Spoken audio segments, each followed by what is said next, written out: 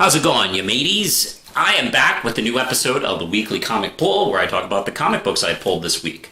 And before I get started, I want to talk about the comic book I made. I write and create Red Knight, issue 5. Just came out, and it's available at manospublishing.com in print and digital, with the art of J.C. Grande and James Harmon. It's about kind of a has-been supervillain that comes into town, and Red Knight and Martha have to kind of figure out how to deal with his wacky antics. A lot of people get murdered, but it's wacky. So, hey, let's get started with talking about the other guys. And I have 3 Marvel books and 1 independent comic from Unparalleled Comics. And that book is Operation Eclipse number 2. This is America Chavez number 3. Amazing Spiderman number 65, and Heroes Reborn number 1. But before we get started, let's talk about Operation Eclipse number 2. Now, this is an independent superhero series, which I've endorsed a couple times. I think I've talked about them on this channel too, but I definitely recommend checking them out and essentially support any independent comic book creator out there. Every book they sell is very helpful. I mean, you can get away with not buying Batman for a month. But independent creators, different story. I have a note. So, anyway, this is from Ray Merrick, and the artist is Rully Akbar.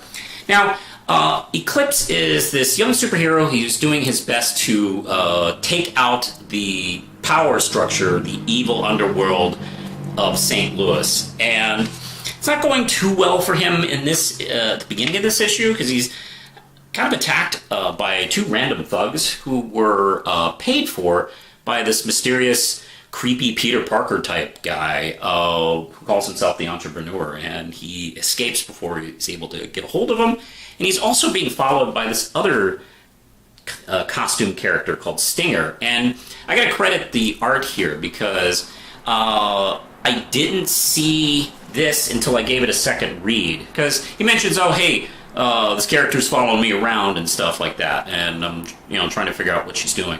And I went back and was like, oh yeah, he was being followed. That's really nice. So anyway, he goes back to his bunker, where he has not 1 but 2 guys in the chair, Claude and Edgar, and one does computer stuff, one does technical stuff, like weapon stuff.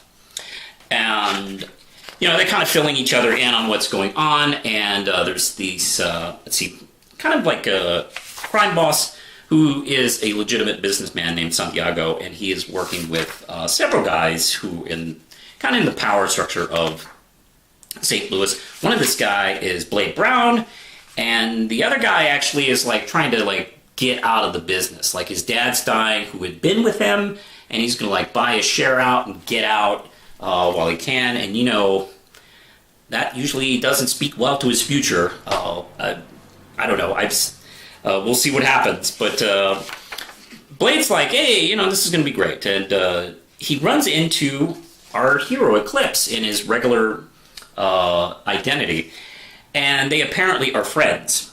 And Eclipse figures out pretty quickly. So he's going to talk to him.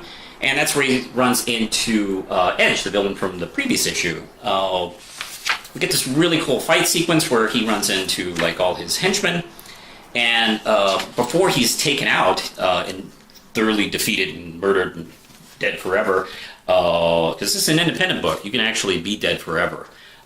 Anyway, he's saved by Stinger, and she comes in and basically turns the tide, saves the day, and Blade Brown tells him, hey, I didn't set you up. These guys were here for me. And, they're not sure if they believe that, but, they decide to go along with it. And we end with Eclipse and Stinger, where he's, asking her who she is. And you're like, you know what? No, I'm not going to tell you that right now. I don't think you're ready for it. So, pretty good stuff. The art is really great. I got to say, I really like Akbar's stuff quite a bit. And it's really nicely detailed. The costumes all look really good. The backgrounds and just really nice stuff. And as I mentioned, there's some really good detail here and there. I'm going to give this, I'd say 4 out of 5 RAM chips. Definitely check it out. In the comments below, I'll list the link where you can buy this book. So let's get over to Marvel, and this is America Chavez number 3, and it's from let's see, Kalinda Vasquez and Carlos Gomez. So okay, America's been going through some issues where her powers are kind of on the fritz, where they're not perfect and reliable anymore. This person's been attacking her family, and she's taken captured by this person. And it's this woman who says, hey, we're long-lost sisters, and I got some news for you about our mothers.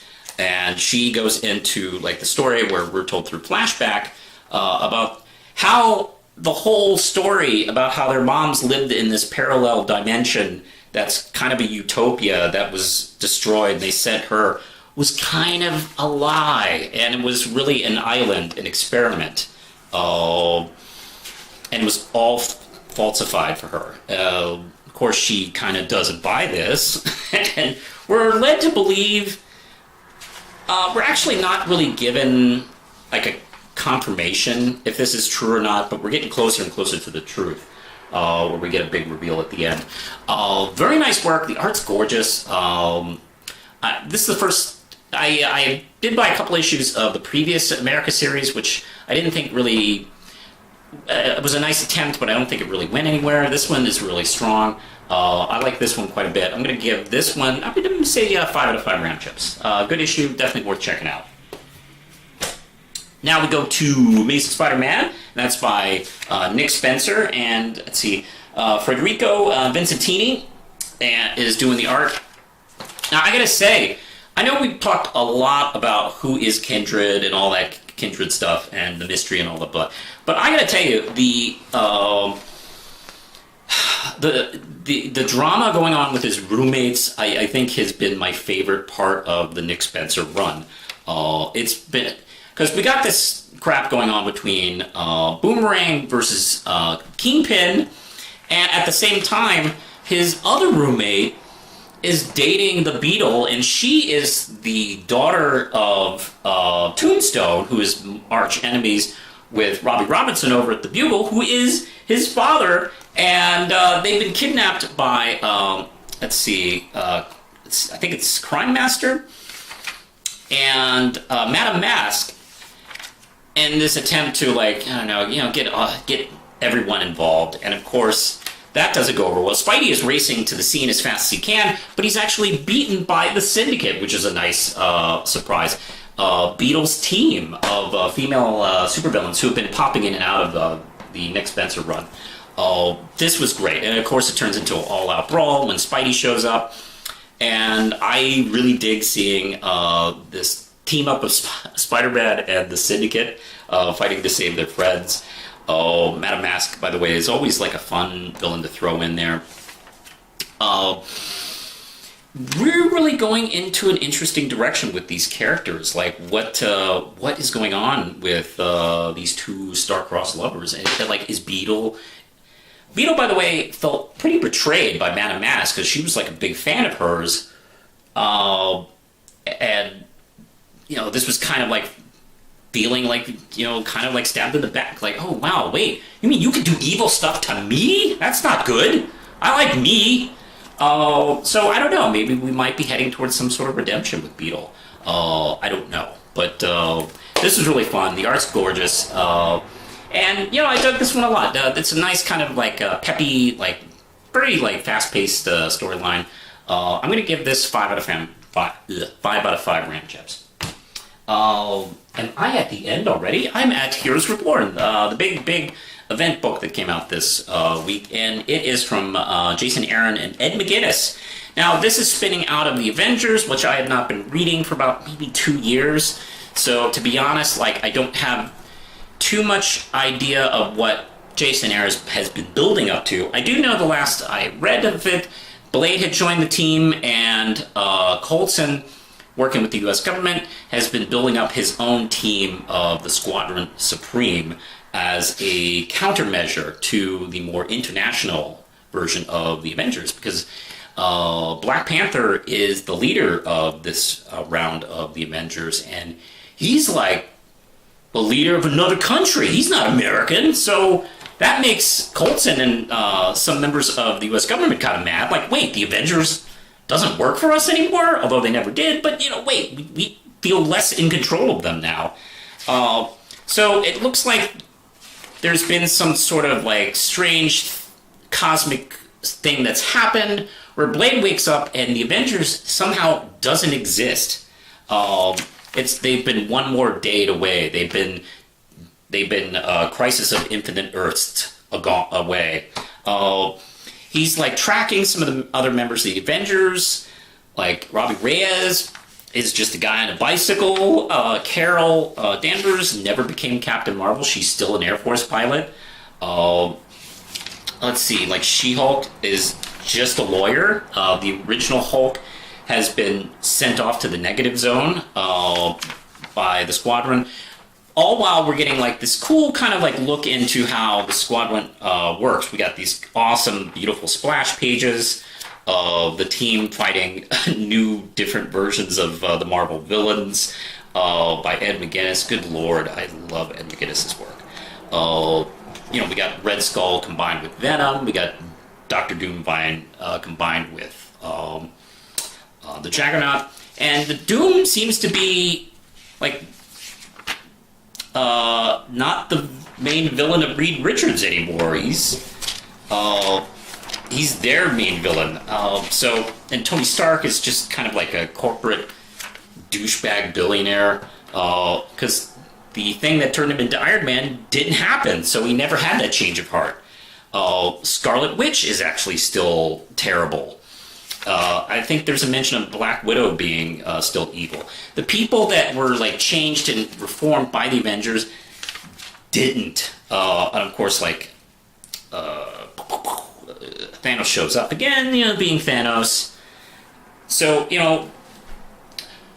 Blade is like still looking around. I think it's an interesting choice to make Blade the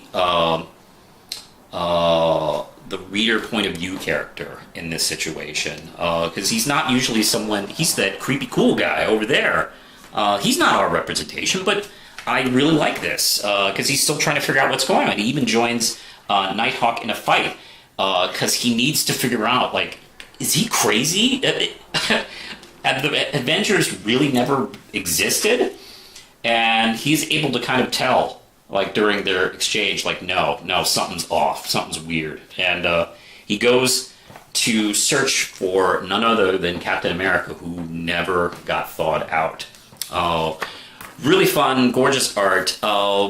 This is a 7-issue miniseries, I believe, and there's some satellite one-shots. I'm not sure if I'm going to be buying the satellite one-shots. I do think I might buy the one with Kamala Khan, Miles Morales, which shows what would have happened if the Avengers hadn't existed and they became superheroes still anyway.